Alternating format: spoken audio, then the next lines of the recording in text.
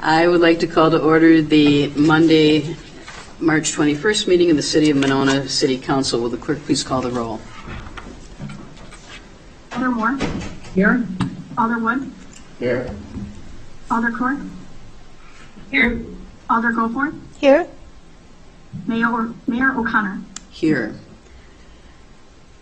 Will everyone please rise for the Pledge of Allegiance?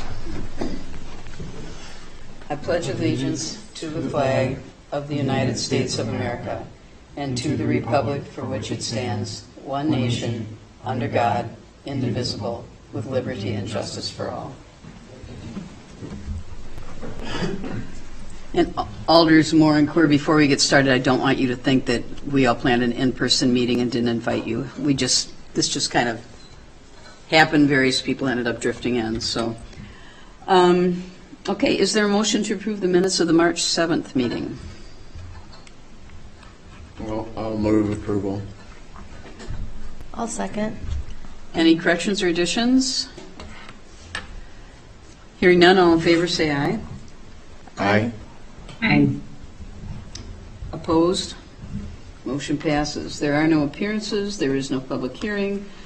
There is no consent agenda. Moving on to council action items, there's no unfinished business. Under new business, item 2A, consideration of resolution 22-3-2546, adoption of the 2022 Parks and Recreation Comprehensive Outdoor Recreation Plan. And this is put forth by the Parks and Recreation Board. Mr. Anderson. Good evening, Mayor. This is a planning document that is updated every 5 years. It's a requirement for grant funding and applications, so part of our stewardship application is contingent upon having an approved park and open space plan. This was used during the capital budget recommendation cycle for projects that we have in the hopper. This year's component, or this next 5 years, is for fiscal year 2021 through 2026. And went through online public input last September and had 2 opportunities for public input via Zoom, plus our Park and Recreation Board meetings. This was recommended for approval at our last meeting.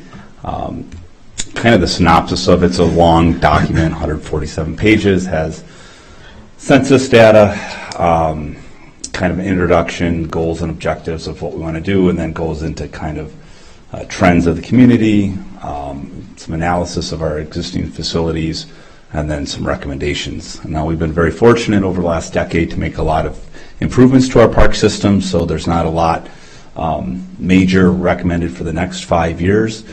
This year, specifically in the capital budget, we have an ADA transition plan, and that'll be more of a guiding document and template for what we look for improvements moving forward. Kind of the other key recommendations that come out of this is maintaining what we do have, so our restrooms and our parks and et cetera, and then coupled with a stormwater project at Maywood Park would be one of the larger park projects over the next 5 years. So that's looking at a master plan in 2023, design in 24, and construction in 2025 with the stormwater project. But it's available online, has been, along with the results of the public input survey. Anyone have any questions for Jake? Well, to go for it. Just raising my hand on Zoom. Yeah, I just had it's not really a question, more of a comment. I saw on both like page 8 and page 32 of that document, it talks about the 5 E's of biking, and I realize this isn't an editable document. It definitely is a very nice document. I wanted to compliment you on it. It looks great. But I wanted to mention those 5 E's in October of 2020, the League of American Bicyclists, and I'm sure you probably know this, but I thought it was worth stating. They removed the enforcement piece and replaced that with equity. So something to note. I just noticed it in 2 places. So I think the enforcement piece, they felt like enforcement and safety wasn't necessarily a given for all bicyclists. Anyone else? Okay, I guess we'll be bringing this back at the next meeting. Next, item 2B, consideration of Resolution 22-3-2547, approval of facility use agreement with the Lake Minnow Sailing Club, also put forth by the Parks and Rec Board. Jake. Okay, so with a lot of our ongoing user groups, we have established facility use agreements, which just basically goes over roles and responsibilities, facilities that are available. Lake Minnow Sailing Club has had a long-standing agreement with the city for installation of a pier at Stonebridge Park that has public access to it, and then in return, the Sailing Club pays an annual fee to the city and does volunteer work at the park. This was, the last agreement was 2017 to 2021, so it was a 5-year agreement. Since we didn't have a season last year in 2021, we wanted to extend that agreement for 2022 with the knowledge that this, with the park being redone, we'll want to take this year to really kind of look at the use of the park and how it works with or doesn't work well with the pier access at Stonebridge and the sailboats. It's anticipated that we would bring that back for consideration at the park board, whether it be a single year or multi-year extension or move in a potentially different direction. But the agreement is basically the same as it was from 2017, just adding on 2022 since we did not have the park available for them in 2021. Questions, anyone? Alder Moore, the hand icon is on in front of your face, but I don't know if that's... I think That's our. That's already, okay. there's a, Anyone have any questions or comments for Jake? Okay, apparently not. Oh, I'm sorry, Yeah, Christy. it's okay. It's hard to see. I was just wondering, how's it going with the sailing club? Like, has there been any conflicts, or has it been going okay? No, from our end, it's fine. The Commodore Chuck Houting, Winona resident, did a presentation at our Parks Board meeting, kind of went over where the club's at in regards to membership and kind of what they look for and are hoping to do this year. And a lot of it is a public engagement process to get our residents familiar with what the Sailing Club does and provides, and have opportunities for our residents to take like trips on the sailboats and kind of educate our residents. So we went through kind of what we've done, where they're at, and where they're looking to go. But otherwise, they're great. The pier is put in and taken out, per the agreement on time. It's available for public access, and they do a lot of work with it, like picking up of seaweed and things like that. Great. Do you know if their pier is going to work with the new park improvement? Yeah. It is. Okay. Yep. So they'll have to do an extension from what we had previously, but that's how we had it designed, so it would accommodate both their pier and a potential floating pier at some point down the road. Awesome.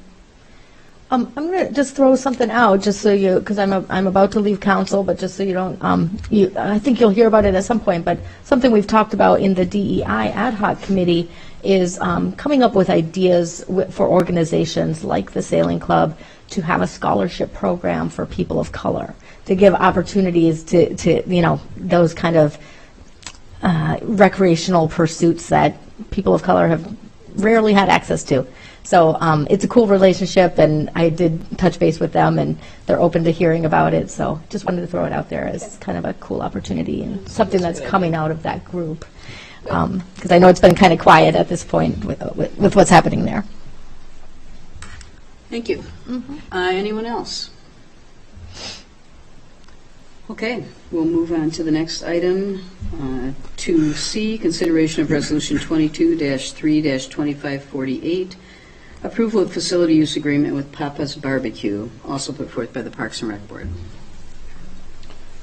Okay, so this is a 3-year agreement for exclusive vending at Huska Park with Papa's Barbecue.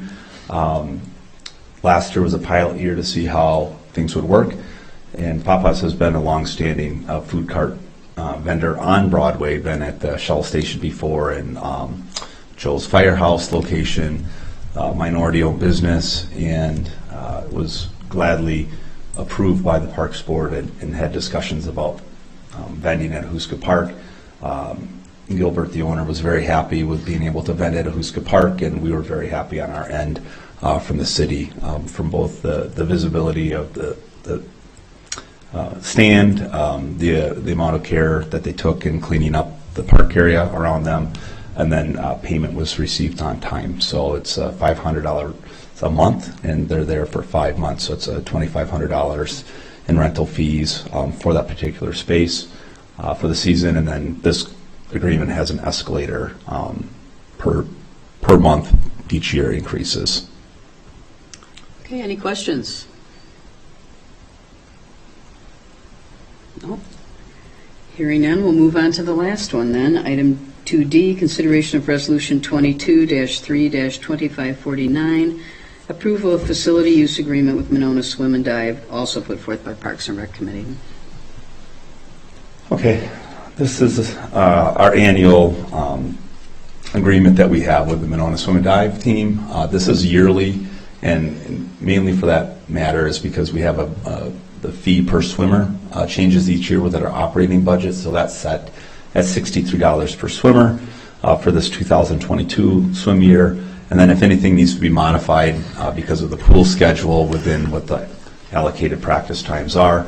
But this agreement is agreed upon by the staff and the swim team board, and then presented to Park and Rec board. So this was approved or recommended for approval by the Parks board and is agreed upon with both swim team and city staff. And I would just say over my tenure here, the relationship is probably as good as it's ever been.